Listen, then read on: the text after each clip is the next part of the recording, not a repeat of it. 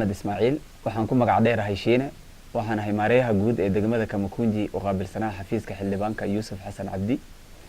ahna gudoomiyaha campaignka doorashada sanadkan dhacaysa bisha 3aad afarteeda haddaan ka warramo xaaladda guud ee wadanka xilli doorasho ayaa lagu jiraa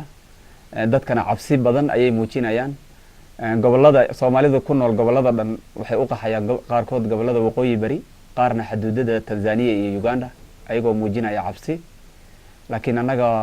xaafadeenan Kamakunji qaasatan Islii waa xaafad Soomaaliyeed cabsida lafteeda way ka jirtaa dad badan hadda way ka qaxeen oo waxay u baxeen goboladaas ay dadka u baxeen qaarna waxay rajeynayaan inay maalmahan soo socday ka baxaan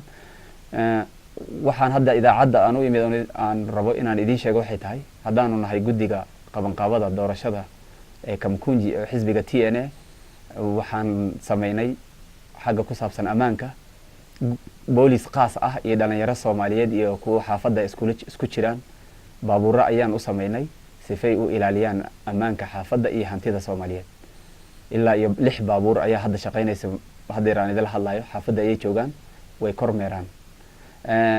dawladana waan kala hadalnay in ciidan dheeri ah la keeno maalinta doorashada haduu alla idmo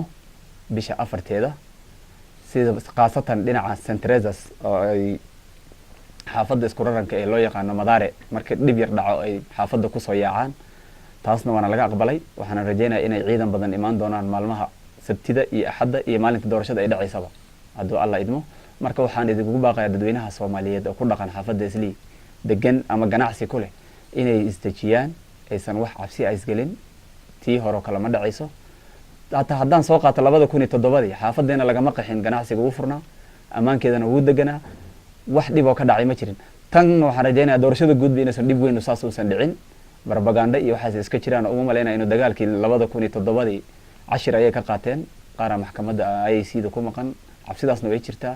marka waxaan leeyahay xaafadayaan laga qaxin maalinta doorashadana waxaan idinka codsanayaa inaad subax hore soo baxdaan sidii nominationkii xisbiga u dhacay oo kale uma dhacayso doorashada hadda waan bedelnay qaabkii qolada dawladana waa la hadalnay waxay ka dhacaysaa xaafadan Islii doorashada 3 qaybood waa Islii High School New Islii Primary School iyo St. Teresa's intaas waxa ka diiwaan gashan 25,000 Islii High School waxa iska diiwaan gelisay 10,000 waxaan u sameeynay 10 saf ay ka codeeyaan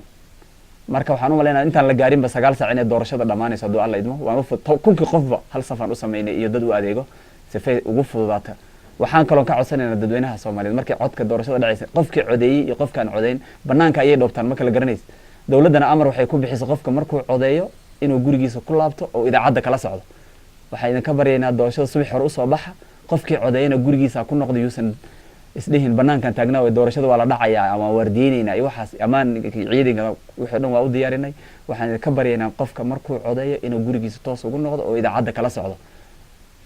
waxaan leeyahay xisbiga guuleysan doona waa TNA dawladda soo socotana waa TNA waxaan idin ka baryayaa inaad si toos ah wixii TNA madaxweynaha ilaa iyo county rep u codeysaan sida loo codeeyana qof walba sawirkiisa ayaa ku yaalo Yuusuf Xasan asaa ugu horeeyo xagga MPyada Kamakunji magaciisa u horeeyo iyo sawirkiisa box yar ayaa meesha ku sawiran boxkaas dhexdiisa waxa la rabaa inaad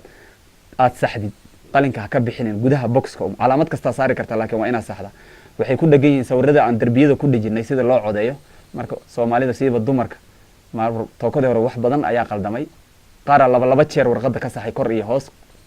sawirka Yuusuf meesha ku yaala boxka ka horeeya dhaxi councilor sidoo kale madaxweynaha sidoo kale oo TNA ayagoo dhan ah waana lagu caawinaya haddaadan sidaada aadan aqoon sida loo codeeyo aniga Yuusuf Xasan ayaan u ridi rabaa iyo Uhuru aan leedahay agenta noo joogo iyo qolada guddiga doorashada way kugu yeerayaan halkaas waa lagu saxayaa sida u saxday marka waa ina marka iridda ka gashay haddaadan aqoon sida loo codeeyo aad tiraahdo aniga ma aqaanay waxaan rabaa Yuusuf iyo Uhuru inaan u codeeyo magacayga waxa la yiraahdaa Cabdullaahi Maxamed Cali waxaan ahay gudoomiyaha amniga ee xaafadda ganacsatada xaafadda Islii runtii ku talagalka iyo xaaladda amniga markaan kala qaado xaaladda amniga waxaan filayaa cabsi baa jirta amnigu soo noqon doona Ilaahay baa og laakiin cabsi aad u badan ayaa jirta cabsidaasna dareen ahaan waa wax bini'aadamku ay tusaale ay ka soo qaateen 2007kii ayaa qof walba qalbigiisa wali ka sii dhawaaqaysa annagu muddo 6 bilood hadda ka horaan isdiyaarinay waxaan isu abaabulnay inaan u diyaar garowno wax kasta oo iman kara runtii abaabulkaas waxaa ka dhashay inaanu helo dhaqaale aanu ku talagalnay in lagu ilaaliyo amniga xaafadda. muddo kadib markii aan dhaqaalaha helay waxaan diyaarinay 3 gaari oo aanu ugu talagalnay in la saaro ciidamo. waxaanu la xiriirnay oo toos u aadnay inspector generalka taliyaha booliska ciidamada oo dhan. isaga waxa uu amar siiyay taliyaha booliska gobolka. taliyaha booliska ee gobolka ayaa wuxuu noo ogolaaday ciidanka in la siiyo. anuguna gawaarida waan ku wareejinay. runtii 3 gaari baanu ku wareejinay laakiin gawaaridu inay ka bataan intaas aan ku talagashanay oo ilaa 5 gaari gaaraan. ciidankii wuxuu bilaabay 4 bari ka hor 5 bari ka hor shaqada bilaabay.